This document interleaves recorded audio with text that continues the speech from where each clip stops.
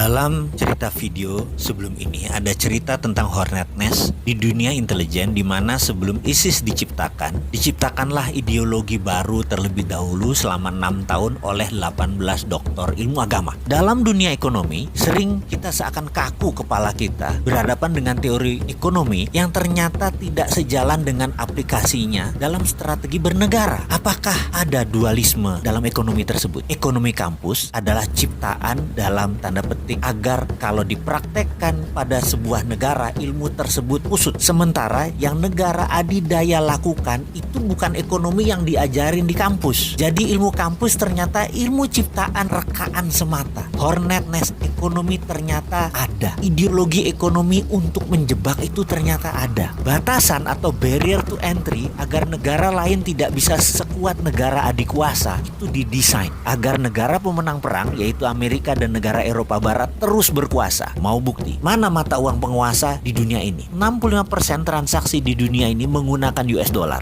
20% menggunakan euro, yen 4,7%, yuan Cina hanya 1,9% nilai transaksinya. Walaupun Cina menguasai mayoritas perdagangan sampai 50 atau 60% perdagangan dunia, dolar tetap underlying transaksi mereka. Memang mau Indonesia misalnya CPO-nya dibeli oleh Cina, Cina bayar pakai yuan. Terus yuannya tadi buat apa? Kita mau beli mesin misalnya untuk pabrik, mesinnya dari Jepang. Apa Jepang mau terima yuan? Nggak mau lah. Jepang mintanya dolar buat devisa mereka. Kok bisa begitu sih? Ini kesepakatan atas dasar suka sama suka atau atas dasar saya penguasa dunia, Anda harus manut dengan saya? Baik, kita akan bicara tentang currency warfare di sesi lain. Sekarang kita kembali ke topik. Misalnya lagi, dunia perbankan yang saat ini dianggap kunci sukses ekonomi, sehingga bank dicitrakan adalah penting untuk membangun ekonomi itu hanya bank. Padahal banking atau perbankan benar, tapi bank tidak. Bukan jadi kunci, banking yang jadi kunci, bukan bank. Tetapi karena sudah ada doktrin di banyak otak para pejabat dan akademisi bahwa banklah yang terpenting, jadi bank harus dilindungi. Padahal bank itu didesain untuk orang kaya saja. Ini by design agar memang kekayaan menumpuk di komunitas 3%. Bank bukan buat semua orang, dan itu sudah masuk di kepala kaum bankers di bawah sadarnya. Padahal bankers itu pelayan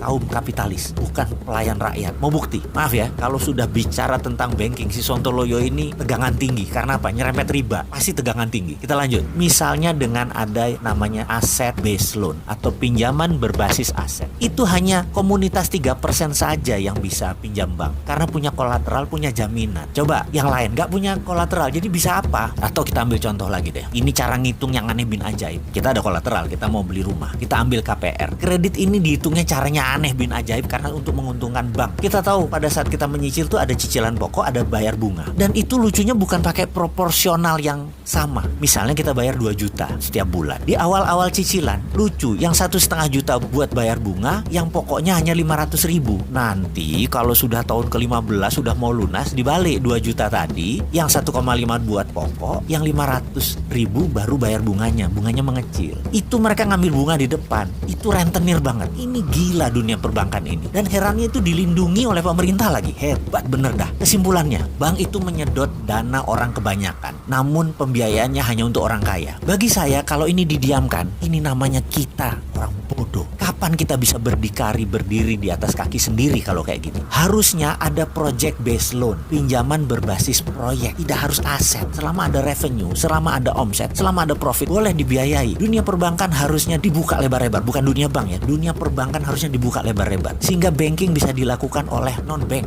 Banking 5.0 itu bukan oleh bank lagi yang mengerjakan. OVO, GoPay, Alipay sejenisnya lah. Itu adalah banking system pembayaran. Dan itu di tahun depan sebentar lagi tidak terbendung kehadirannya. Ini semua akan terjadi di Indonesia. Jadi wahai bankers, mulailah berpikir, ubah banking system Anda. Banking akan bertahan sepanjang zaman, namun bukan bank. Bank itu sunset, goodbye bank. Wahai pejabat negara, mulailah membuka diri atas banking 5.0, banking from non-banking system, sehingga riba bisa hilang.